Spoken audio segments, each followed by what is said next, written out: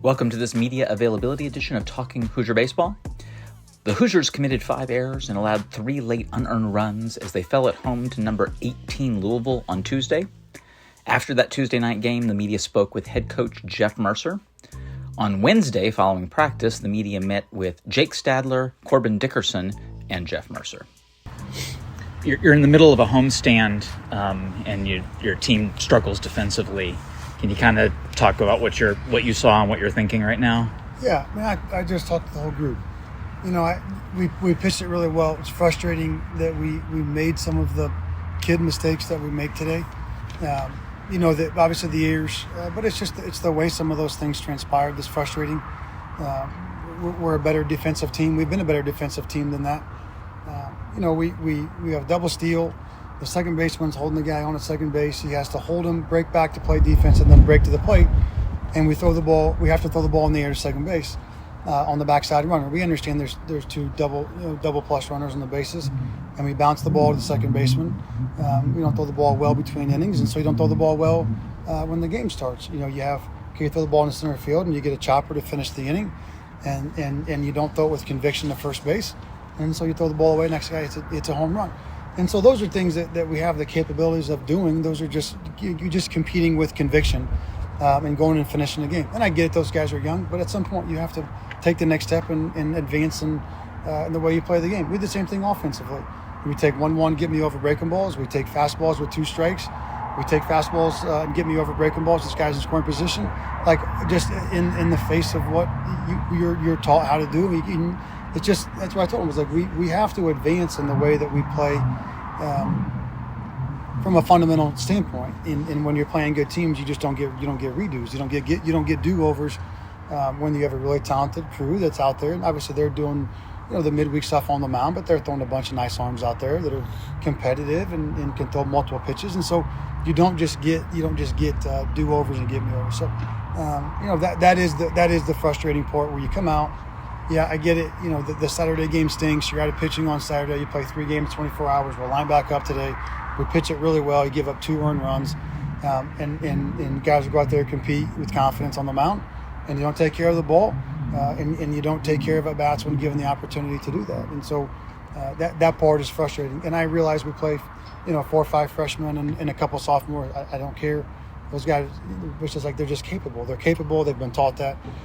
And they've shown they can do that better than that. So that part, to your point, is frustrating from the standpoint that they've got the capabilities of doing a better job than that. And if you get beat, you get beat. But we were a very active participant in beating ourselves, and that part's frustrating. Louisville's plan of attack today seemed to be a lot of slow lefties with really like 15-plus mile-an-hour difference in their curveballs. Yeah. Was that something that you guys were planning for earlier in the week and knew that was coming? Yeah, we were hitting off. We were on Sunday. We were all left-handed machines and all left-handed stuff, and they've always got a bunch of lefties. Michigan State has a big lefty, so we were working on left-handed stuff on Sunday coming into today. And if you're a left-handed hitter and you want to be able to hit lefties, you have to hit early. You have to hit the get-me-over stuff early. Or you have to be able to take the chase stuff late. You can't do neither. You can't take the get-me-over stuff early and then expand the zone late. It obviously doesn't work like that. So, yes, they always have a bunch of lefties. They recruit a bunch of lefties. Every left-handed pitcher in the Midwest, they're going to recruit them. And they always stack them up like that. So, yeah, we knew it going into it and understood what the task was going to be. And we didn't execute it. Coach, it was the second straight game your offense didn't produce a run after the 4th inning. Just want to know your overall thoughts on the offensive approach during today's game. Yeah, I mean, I would, you know, kind of go back to that, you know, first statement there. It's like, it's hard to hit. It's hard to hit. I know that, and we all know that. It's hard to hit, especially when you're seeing a bunch of different guys, and you know, guys are good and they're executing, and all. It's hard to hit. So that's what I told him. I was like, you got 2 choices. I can either micromanage the game. You can tell them to sit counts and sit pitches, and I can, you know, signal in on the wristwatch, or I can signal in what you're going to sit and what count you're going to do, and I can tell you when to bunt and hit and run and do a bunch of things at all times. It stagnates the growth of a player for his long term, and our team too, because an offensive unit's always better when they're in the moment and they're learning and adjusting and applying the approaches in real time, right? And so they're going to be better to do that. So I don't want to micromanage it. But if you're not going to go about and follow the plan and follow the approaches that are given, then you're forced to have to put your hands on the game, or I don't necessarily want to do that. So that would be my my evaluation of that is just you're going to have to follow those plans. You're going to have good approaches. You're going to have good swings in the good part of the field. They don't make mistakes in the middle of the plate, and you're going to have to work at it, right? You're going to have to really work at it.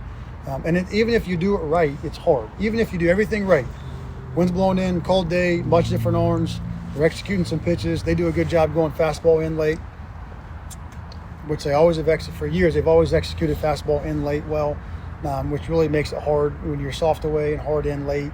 It's a tough deal. And so when all those things are kind of against you as an offensive unit, you've got to be really tough and you've got to be dutiful.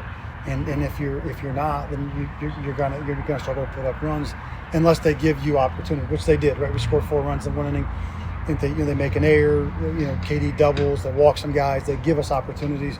They're in the 9th. They throw the first one away. They give us opportunities. We pop up on a first pitch, fastball away with the guy on second base. We take a fastball away with bases loaded. We talked about, hey, I know they're giving us a double steal. That's what I call time. They're giving us a double steal. Let's if we can double steal with Devin up to get in scoring position, but I don't want to do it when KD's up because I want the lefty to face the righty. I don't want to go left on left with the bases loaded. And we get into a count and we double steal, and it's like they're giving us that so they can walk KD and face the lefty. And again, you're talking to 2 freshmen who are trying to learn how to play the game, and I understand that, but it's like you've got to take the next step in those different areas when you play good teams that execute on a cold day. So we didn't do that. Coach, you've also often referred to your teams as player-led teams. What's that looked like over the last week or so? It's been good. We come into this weekend playing good baseball. It's not good. We lose 2 games by combined 3 runs to 2 great teams. If you want to beat great teams, you have to play really good baseball. So, I was firm. Like I'm not typically this firm. I'm not typically that firm with them. But those are things that are controllable. And so they're going to have to take their medicine and hear the truth and hear the reality of it, and then go out and make an adjustment to go do that. So, I mean, you can fight with the wind and say, hey, well, he's not. It's harder than that. But the reality is, you have to be able to, as a group, collectively look in the mirror and say, okay, we didn't execute very well today. We didn't take care of the ball, and we pitched it well, and we didn't give ourselves a chance to win because of what we did in the batter's box and what we did defensively. And so, they'll be fine. They'll be fine. I mean, I coach them all fall, coach them hard all fall. This isn't the first time I've been firm with them. It won't be the last time. And so it's just the way it goes. So, it needs to be player-led. If any good team, any really good team, is led by the guys that are on the field playing, it's just the reality. They don't give me a bat anymore. They don't give nobody. They shouldn't give me a glove because I was a terrible defender. So nobody should ever give me a glove. But Coach Glant's not going to go on the mound and pitch, and Coach Weatherford's not going to go in the outfield and track them down. So you as a coach, you do your best to coach them and teach them. And sometimes I make mistakes like I did on Saturday. I own it. I'll walk out in front of the group and say I made a mistake. I could have done better.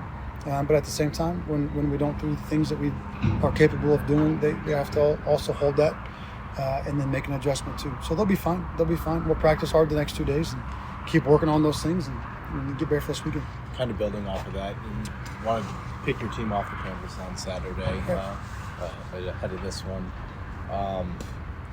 Did you do anything different in these last couple of days to keep the team loose and keep them from tightening up after that kind of loss? Well, I mean, Monday's an off day, so we practiced on Sunday. We came in and we got a bunch of left-handed stuff trying to get ready for today. Obviously, the weather Sunday wasn't very good, so we worked a little bit. We did a bunch of bunting and when cage work. They lifted, and again, I always pride myself on showing up and be the same guy every day. So you show up on Sunday, you're the same guy you were on Saturday before. You show up on Monday, it's an off day, but you just can't see the guys around.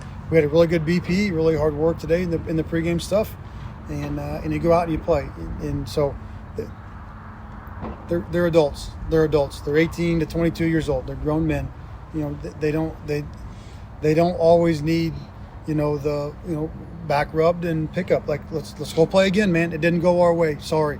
on Saturday. But like I said, there's no invisible hand. There's no such thing as momentum. It's not a real thing. You just show back up and play. Nobody feels sorry for you. It happens across the country. Like, sometimes you kick one in a tough way. Like, okay, move on. Like, that's what's part of life. They're going to go, once they're done playing baseball, they're going to go into life and they're going to lose their job and have tough things and people get sick, and so it's life, So you don't make it bigger than it is, and you move on. But I do take pride on. I'm not very happy right now, but I'll wake up tomorrow morning and I'll be the same guy I was in. Put a smile on my face and I'll show up and we'll have a good practice, and you have a 24-hour rule and then you move on. Good innings out of Kraft and Decker Petty there at the start. Obviously, didn't get the result you wanted, but how important was it to get that 4-1 lead that 4-1 lead for those guys and come back out and still pitch pretty well? I mean, we give up 2 earned runs to an offense that said 324 as a team. Like, really good job. Really good job. I think, to your point, get up off the canvas. How about the pitching staff showing up on a Tuesday, 2 days after taking it on the chin and showing up and pitching their butts off? Like, that's getting up off the canvas. I mean, that's showing up and competing. That's executing pitches. So, I mean, you go out, you can take a 4-1 lead. You have a 2-run lead in the 8th. You have a long, battled, tough walk to the Moore kid, who's a great runner. You know he's going to run. And then we don't execute. And again, they can really bunt, and their lefties can really, really run. So it's a little bit different animal when the Moore kid or some of those different guys are laying down bunts and they're running 3.7s to first base. It's not just a bunt versus the shift. It's a bunt, and I'm faster than you can pick up the ball. So they had a great bunt down, and so you're gonna get those opportunities to finish the game, and the defense is gonna have to do that. So I was thrilled with the pitching. They did what they've done. Those same guys that pitched really well, done a really good job. And so I think that's probably the statement of like getting up and competing. Did a really good job with that. Kraft only went for 2 innings. Was the expectation for him to go short term, or did he want it to go a little longer? Yeah, we wanted him back up for this weekend. Like we talked about, we want to piggyback those guys and get some different guys in. I thought ADP was fine. We wanted to get Brummel in. We wanted to get Rushing in. They walked their guys, and the next guy's up and ready to go. But Holyfield did a fine job, like he has, and Pete did a good job. I mean, you get your outs. He gets out of it. You get your outs against a good lineup. You eventually you run out there and you have to get 4, 5, 6 outs, and eventually someone's going to tag him. So, we just wanted to open him up, get him back up for this weekend. We've got a ton of rain coming in, so I don't know what the game schedule is going to look like. We really just wanted to let's get it off the ground. Let's get him back in there and kind of spread the innings out over the week, and then get the rest of those guys in the game and keep trying to grow up those young guys and give them opportunities to advance. But Vogel was really good today. It was really good to see. It was a cold night, and grabbed a couple 91s or 92s, and he was good. So it was really good to see. So that group has been a group that's been really good for us, and they were again tonight. You mentioned Brummel and Rushing. Was the plan, even if they were to maybe get their guy and get that out, for them to throw one hitter, or was it the walk? It was one. The walk ended it, but 1 or 2 guys and have the next guy up. And we talked about him before the game. It's like you got a guy, maybe 2, but the next guy is going to get up with you and ready to come in right after that. We sometimes you got to make sure they understand, no matter what you do in that situation, the next guy's coming in. And so trying to break it up a little bit of a smaller way that way, because we do have coverage. We did have enough guys to have a more experienced guy right behind them. So that was the plan all along. You want them to get their guy, but you got to get them in the game to help them to figure out how to be a more useful and competitive member of the staff. So we might see more of that going forward with some of these guys. It depends on if we can play a more typical schedule. If you've got again, not to harken it back, but if you're trying to cover 27 innings in 24 hours, you don't have the luxury of doing that, because that guy that's coming in to protect you is not. He's got to go 3 or 4 innings, and we don't have the leeway. If you're in a Friday, Saturday, Sunday, more of a typical. Haas can go on Friday 1 or 2, and then Haas can go on Sunday 1 or 2. So he could be a guy that covers Brummel, or covers Rushing, or covers Thomas. But 4 of the last 5 weeks we've had doubleheaders on Fridays, or doubleheader of some kind. So then you're kind of stuck, and you don't have the ability to do as much of that. But tonight was a day where we felt like we could do it. So yes, and to answer your question more directly, in an ideal world, if we have a typical schedule with some coverage and length, then that's a way that we can get a guy in the game and still cover the innings that we have to cover. And then obviously getting, hopefully Grable's able to give us, something this weekend. You get Vogel. I think Yarberry's probably going to be up for an inning or two on Sunday, and so those guys could help to bridge that as well. But like we talked about, like we need those young guys are capable of helping us. They're good enough. They're capable. They're talented.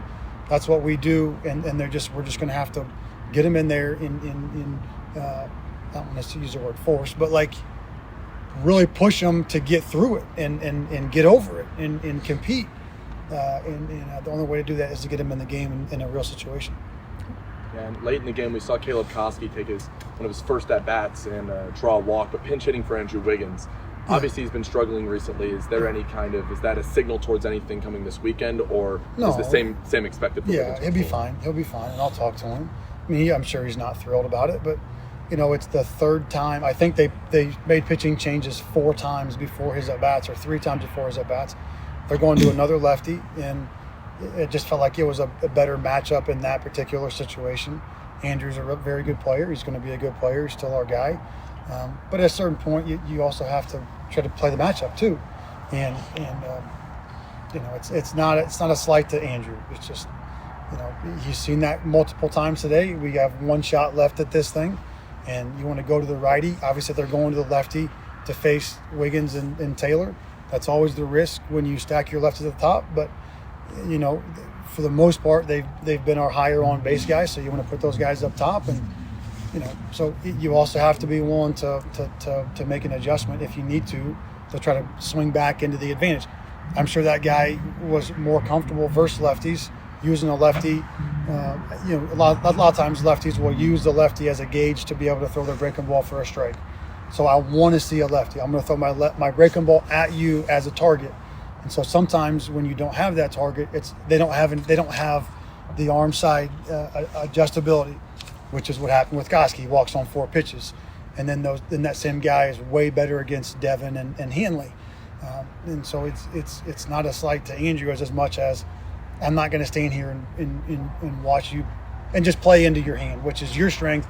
A lefty with a left-handed hitter to use as a barometer to spin his breaking ball off his front shoulder in a double play situation or candidate. And this isn't about me. You can see where the difference is between that guy's used to coming in facing lefties. You switch over to a righty, it makes him uncomfortable, and then you advance. And he was a lot less comfortable versus Dickerson as well, right? So it was just that. Like, it's not a slight to Andrew. It's just you try to help your team win.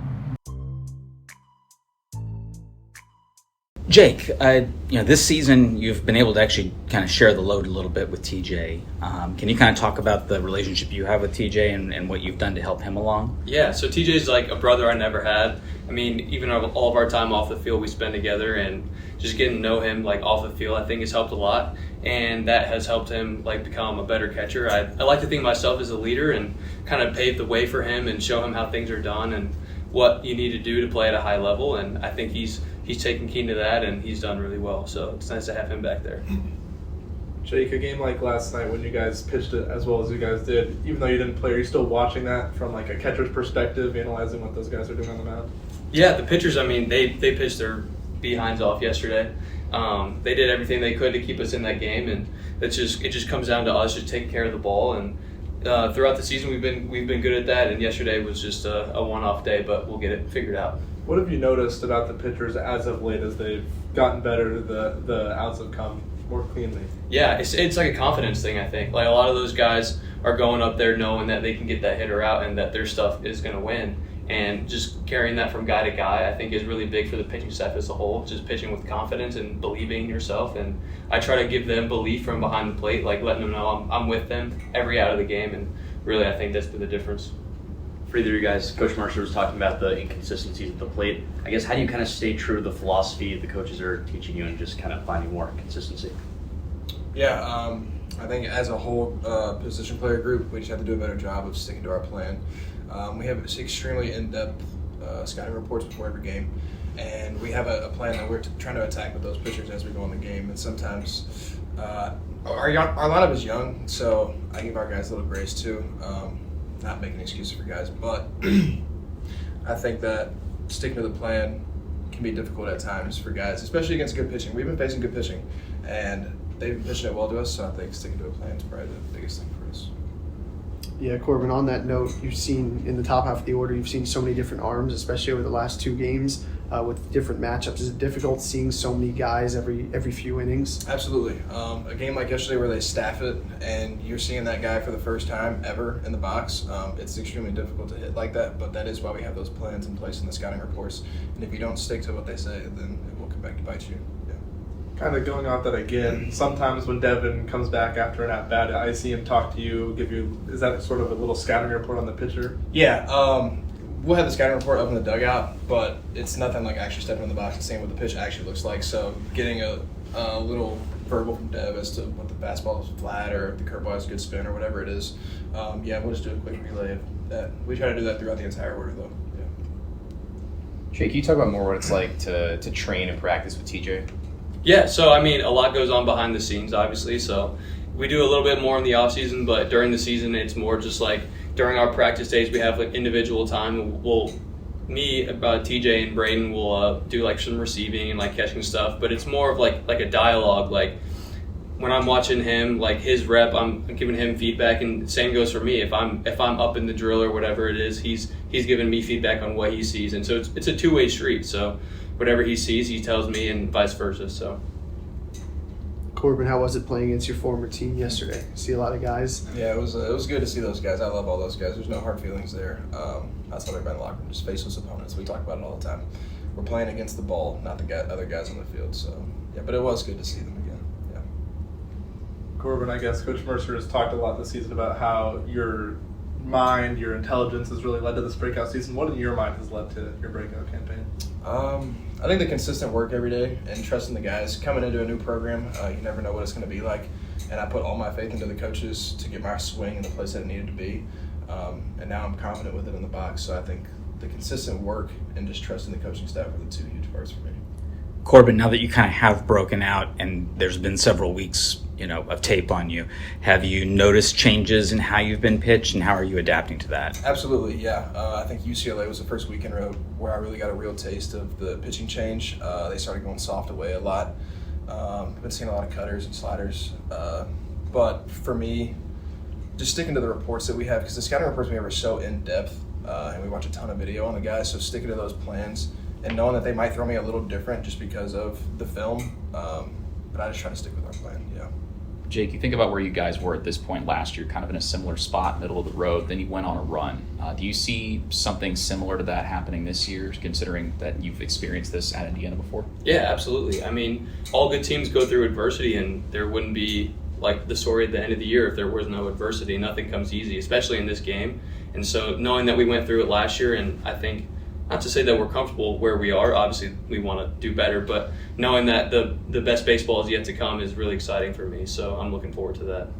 To your point about the scouting reports being really in-depth, I guess both of you have been in different programs. Can you kind of give me like a frame of reference of how different the scouting reports are for hitters, like if they're like more advanced, things like that? Yeah, it's kind of hard to describe without looking at the paper, but basically we'll have velos, spin, percentages of like in counts, what pitches they can throw in counts. If you want to add. Yeah, there's also like a heat map for like each pitch. It'll have like the location that he likes to go with it most of the time, and then like a percentage of like him throwing it for a strike, or like the whiff percentage. So it can be overwhelming, but if you know what helps you best, like personally for me, I don't look at like all the stuff. I only look at like the heat maps and like the strike percentage, because for me, if I know where he's trying to go on the plate and then how often he throws it for a strike, that helps me a lot. And so those are the two that I look at the most. But yeah, there's a ton of stuff on there. Yeah, like for example, just to piggyback on him a little bit, I'll look at like pitch percentage. So say the guy's 80% fastball, 20% slider, like that's something that I want to look at. And then I also want to just see pitch velos. So each guy is different as to what they look at in the scouting report, but all the information is there for you to look at. Do you tend to notice that the fastball percentage tends to be lower for what you actually see versus what's on the report? Yeah, so typically the fastball percentages that we have before going into the game, the opposing pitching staff typically changes that as the game goes on, yeah. Anything about Michigan State this weekend? Or are you guys all good?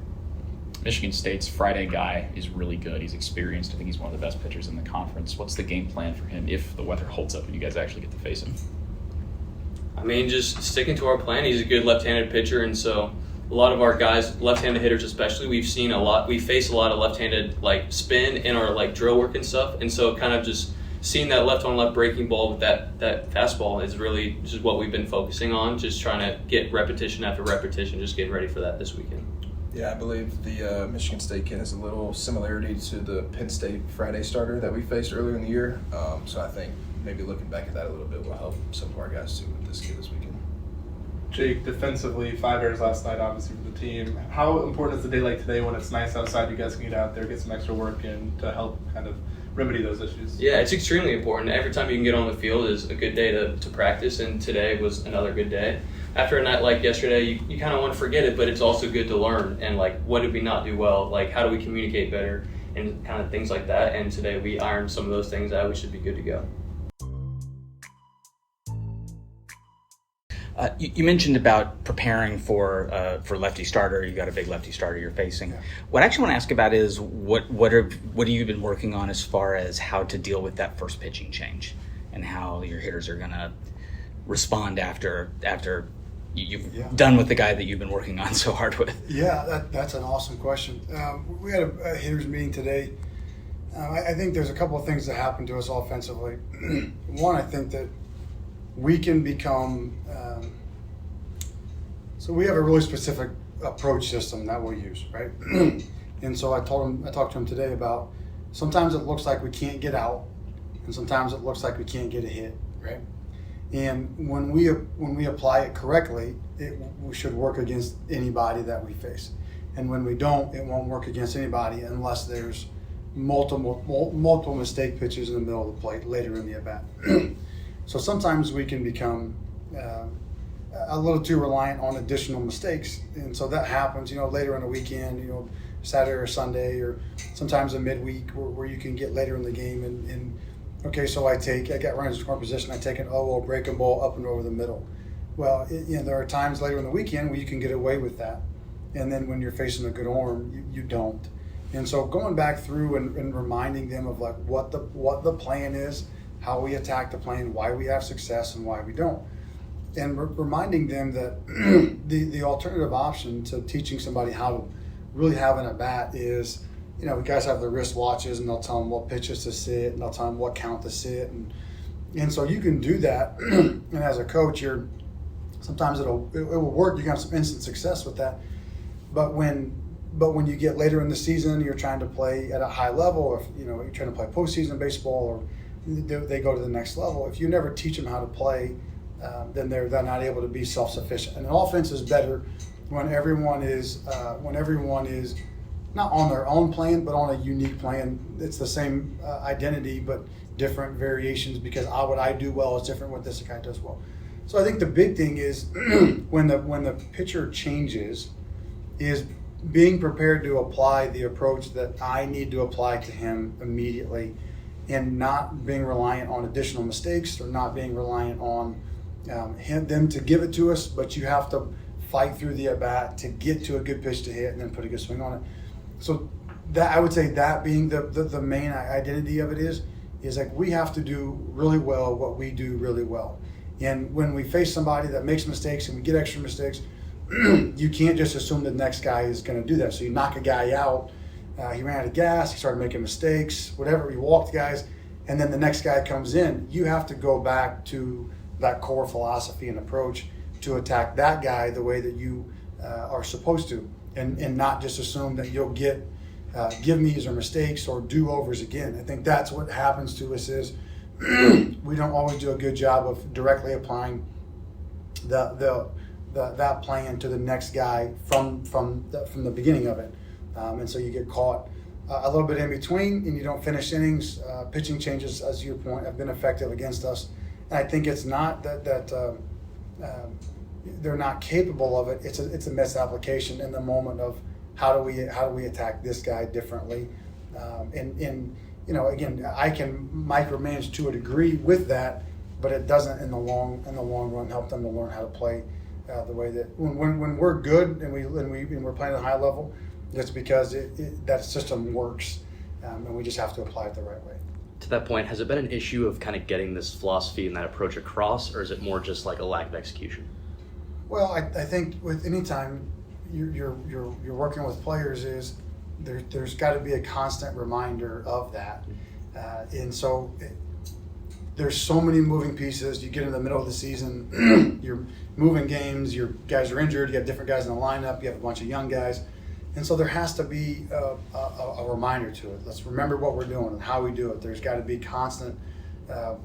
You're going back to the basic. You're going back to the core philosophy of it. So I would say that the system that we've run for the way we've run it now is probably for 4 years now, and it's worked really well. It just has to be applied correctly, and so you're teaching the next iteration of guys that plan, and when you're teaching the next iteration of guys that plan, sometimes there's some ebb and flow. So you need your older guys to be able to be committed to that and stay to it and be good leaders with that and show how it's done.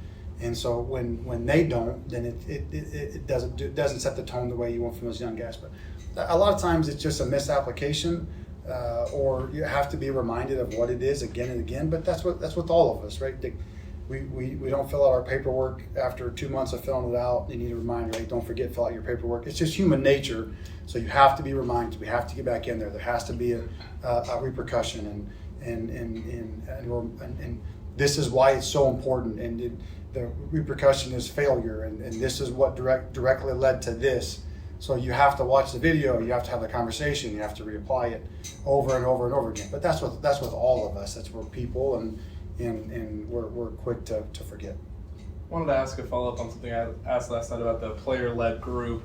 Right. Who have you noticed so far this season that's kind of stepped up individually in the clubhouse and locker room to kind of lead the guys? I think the pitching group has a bunch of those guys. I think those guys are. I think Carl, you asked about 70% of your innings are from juniors and seniors on the mound, and so and it stinks that Drew's out right now, but Drew and Kraft and Holderfield and Grable and Gilly and Seabold and those guys are really good, and those guys are able to really help to kind of hold the line on that stuff. DeMar's been a really good presence in the position player room, and that was a big part of him coming to the program, was to help and to have some accountability, knowing there was going to be a ton of turnover with the position player group. Devin has great experience and intelligence. He's a quieter guy, but there's a veteran presence with him in there. I think Joey B does a really good job of being a professional all the time, and we've kind of gone to a little bit of Hogan versus the lefty, and then Joey versus the righty. And then once Joey's in, he kind of stays in typically for his right-handed at-bats. But I think Hogan's probably a little bit better right-handed than Joey is, although Joey's a good right-handed hitter. But I would say those couple of guys have done a good job with that. But again, you got 3 freshmen in the infield and 2 sophomores in the outfield, and then your DH is kind of a rotation of guys. So there's not a plethora of in-game experience as far as this is how this is done, and so there's not as many guys that are really able to take a step forward and say, hey, this is how it's done, as far as from a leadership standpoint. And so a lot of it's underneath and one-off meetings and conversations and teaching guys how to lead and how to communicate and how to hold themselves to that standard. That it's just and not that I'm terribly old, but it's just it's a generational thing too. It's holding each other to that is a little bit less comfortable at times than it maybe was 10 or 15 years ago. So that's okay. That means as a coach you have to be more communicative, and you have to take on a larger role in helping guys to understand what that looks like and how to play the game at this level. The youth baseball model is different. Not that it's right or wrong. It's just different. As far as guys playing for different teams, and where their team changes so much, where there's not always that group that stays together from the time they're 12 to 18, and you kind of learn how to hold each other accountable and communicate and do those things. So some of that you have to teach and communicate, and some of that is some youthfulness to it as well. So I think there's a combination of pieces to it. The good thing is that from an offensive standpoint, and we've worked really hard to kind of build a system to where you always have something to rely back on. I think in the hard times, what makes it really hard is when you don't necessarily know what to go back to. Is there a core philosophy that you believe in that has worked and tried and true? And we do. And so to be able to go back and say, all right, let's remember this is what we do well, this is how we do it, this is how we apply it, this is why it works, I think gives confidence to be able to know I've got that safety underneath me that I know I can go back to. So hopefully that helps to provide leadership to be able to say, hey, it's not just you have to play 1,000 games to figure it out. It's kind of like, hey, here's the cliff notes. Just go back and study for the test, and then you as a young player can do it as well. When we talked about Devin in the preseason, a lot of it, I think you said, was about simplifying things, just not trying to do too much. Yeah. At this point in the season, how far do you think he's coming in that? Is there more to improve from like his mental aspect of the game? I think he's done a good job. There's a lot that goes in, and I think he needs, and I think he will. He and I have talked about it. I think he needs to make a few swing adjustments that he's been kind of talking about. I think he needs to stand up a little bit more. I think he needs to I think his bat gets too far behind him and too flat, so he's not as adjustable sometimes, especially the lefties. So he's working. I was just literally talking to him about it 2 minutes ago before I walked up here, just making sure, because I saw him working on it, and his swing looked a little bit different there, which was good. So I think from a mental standpoint, he's been in a good spot. He's doing a good job. His voice carries so much weight, and everything he says carries so much weight with everybody, and just helping him to know that, and then in a good way, right? Your words of encouragement go so far, right? In how you go about things, it goes so far. He's a great kid, so that's never a cause of concern. But I think the big thing right now is just making a little bit of an adjustment in his presentation and his setup. I think would allow him to be a little bit more adjustable, and that's coming from a guy that's playing really well, but he's capable of playing really well and fine-tuning along as he goes. But I think he's handled it as admirably. I think the first week or two it was a lot, right? The whole operation was a lot. And since then, I think he's settled in and played well. If you look at the top of the lineup the last couple of years, started with Carter last year, then he slumped, you moved him down. This year, same kind of bat with Wiggins, power bat at the top, but he's kind of slumped. Is there a reason that maybe there hasn't been a change at the top of the lineup with it kind of going quiet with Wiggins at the top? Yeah, I mean, I think you got to give a guy a chance to work his way through things. And then you also have to look at who do you replace it with, and do you have somebody that you feel like is going to go in and do a better job of that, and secondly does he fit in better in the lineup somewhere else? So does he fit in better in the middle to bottom half of the lineup, as far as does he hit better with guys in scoring position? Is he ready to have more at bats with guys on base, or is he still better in a position of a leadoff, or he's going to get maybe a few more pitches to hit early in the at bat? So there's a lot of those things that go into it. I mean, there's as a coach, I've tried, like, usually early in the season you kind of move guys around a little bit, but I liked in a lineup when I showed up, I hit fifth or I hit fourth, and I knew that, and I could really hone my craft on doing that. And so once we've kind of settled in, I've usually tried to keep it moderately consistent, just so you can really hone your craft at what you're doing. And so that's the idea behind trying to, you got to hit 450 for 3 or 4 weeks. And so sometimes you take it on the chin a little bit and they learn to pitch to you. Do you give a guy a chance to work his way through that and to make the adjustments that they've made to you? And does my coach believe that I'm still able to work our way through? And eventually, if you don't, you have to make an adjustment. But you're also, then you're putting somebody else in a position they haven't been in before either. So you may get so you take a guy from the bottom of the lineup and you put him at the top because you're getting a really good product from him at the bottom. You put him at the top, and now you change his at bat, and you may get a diminished return on that guy too. So we've scored runs. I know we didn't score a bunch last night. We didn't score in the second half of that game against USC, but we've been moderately successful offensively. Certainly when in consideration of who we've played. So I don't know that it's a cause to for sure make a change immediately. If it were to continue that way, then maybe you would discuss it. But Again, it's not just one for one. You're getting the same product from the bottom to the top, or vice versa. Kind of the idea behind it. Anything else, Coach? I guess in that same vein, working through the struggles with Jason Oliver, he kind of, really struggled to start the year, and we haven't really seen a lot from him lately. Given what he did last year, is there a chance maybe he gets another shot? We saw him at third base a little bit during practice today. Yeah, I mean, he and I have talked a ton, and there is. It's just where does it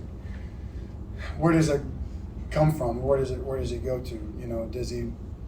We're trying to get him. He played some third base this fall, and it wasn't super comfortable at third base in the fall, and so I told him that we would move some guys around. We'd Hogan a little bit at second base, and eventually if Cerny would go to second and be more comfortable there, and early returns are a mixed bag. That there would be an opportunity potentially to be more competitive at third base if that were the case. And so you got to give him some time to get comfortable there. But Will's also played really well.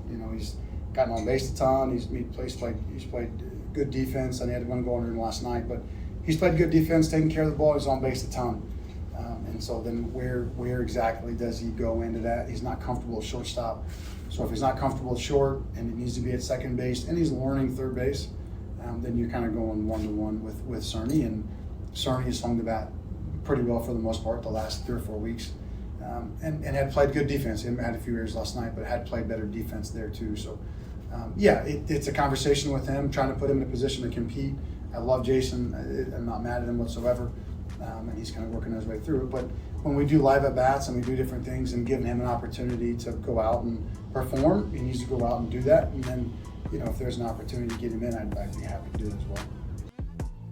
Indiana continues the long homestand Friday at 6 p.m. That time is weather permitting, when Michigan State comes to Bart Kaufman Field for a 3-game series. See you at the Bart.